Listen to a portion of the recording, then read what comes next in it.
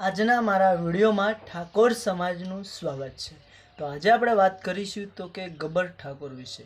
તો હમણાં તમને તો બધાને ખબર જ હશે કે ગબ્બર ઠાકોર સમાજના જે નિયમો તોડ્યા છે એના કારણથી ગબ્બર ઠાકોરનું ઘર, એમના કાકાનું ઘર, એ બંને ઘરને સમાજની બહાર મૂકવામાં આવ્યા છે। તો મારા વાલા ભાઈઓ, પણ આપણે પણ આવી રીતે જુઓ કે કોઈને ખોટું લાગે એવું પગલું આપણે ભરવાની જરૂર નથી। અને તમે જોયું, તમારી નજરની સામે તમે જોયું છે કે ગબ્બર ઠાકોરે જ્યારે સમાજનું બંધારણ થયું ત્યારે એનો નિર્ણય, એનું પાલન ના કર્યું, એનું ભોગદાન એમને આપવું પડ્યું છે કે જેથી એમને સમાજની બહાર મૂકવામાં આવે છે। તો મારા વાલા ભાઈઓ, આ શું સાચો ન્યાય છે કે ખોટો છે? કમેન્ટ કરીને જણાવજો।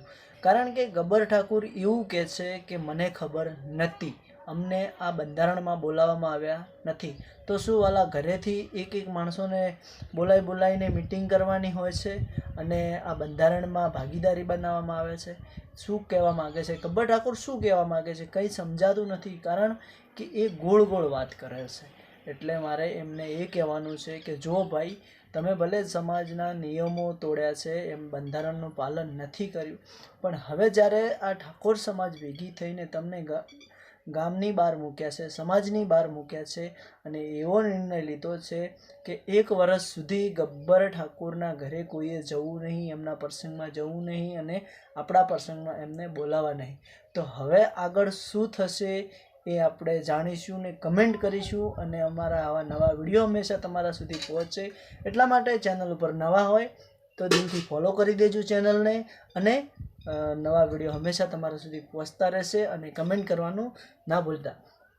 તો હવે ગબ્બર ઠાકોરે કેવો પ્રસ્તાવ મૂક્યો છે કે એક એવો સમય આવશે કે હું પણ મારું સંગઠન બનાવીશ અને સમાજની સામે પડીશ। તો વાલા, હવે શું થશે? શું સમાજનો વિરોધ થશે? સમાજની સામે ગબ્બરભાઈ ઠાકોર ટકરાશે? તો શું હવે સમાજ પાછી પડશે કે ગબ્બરભાઈ ઠાકોર પાછા પડશે? એ આપણે જાણીશું, અને એ જાણવા માટે તમે અમારી પેજને ફોલો કરી દેજો કે અમારા વિડીયો હંમેશા તમારા સુધી પહોંચતા રહેશે।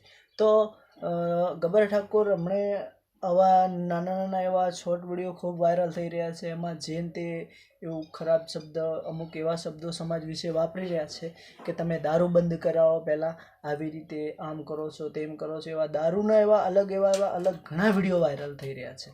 તો એના માટે મારા ઠાકોર સમાજને હું પૂછું છું કે તમે શું કહેવા માગો છો? તમે ગબ્બર ઠાકોરનો સપોર્ટ કરશો કે તમે તમારી સમાજનો સપોર્ટ કરશો? એ મને કમેન્ટ કરીને જણાવજો, અને નેક્સ્ટ વિડીયોમાં આપણે ફરીથી મળીશું।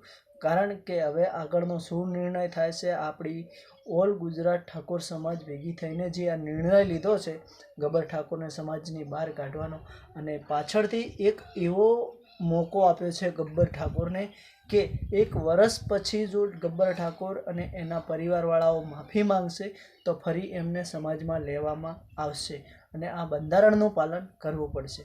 તો વાલા, આ વાત તો સાચી છે કે આ બંધારણ એટલા માટે કર્યું છે કે કોઈ ગરીબ હોય અને કોઈના પાસે રૂપિયા ના હોય તો એ પણ સુખ શાંતિ, એની દીકરી હોય, દીકરા હોય, એમના અવસર કરી શકે છે। તો બધા જ રૂપિયાવાળા નથી હોતા મારા વાલા। તો આ અમુક બંધારણ વ્યવસ્થિત ને સારું છે। વિડીયો ગમે તો કમેન્ટ જરૂરથી કરજો। જય જવાન, જય કિસાન। અને વાલા ખેડૂત મિત્રો, વિડીયો શેર કરવાનું તો ના જ ભૂલતા। નેક્સ્ટ વિડીયોમાં ફરી મળીશું, અને કમેન્ટ કરી દેજો કે જેથી અમને પણ જાણવા મળે તમે શું કહેવા માગો છો।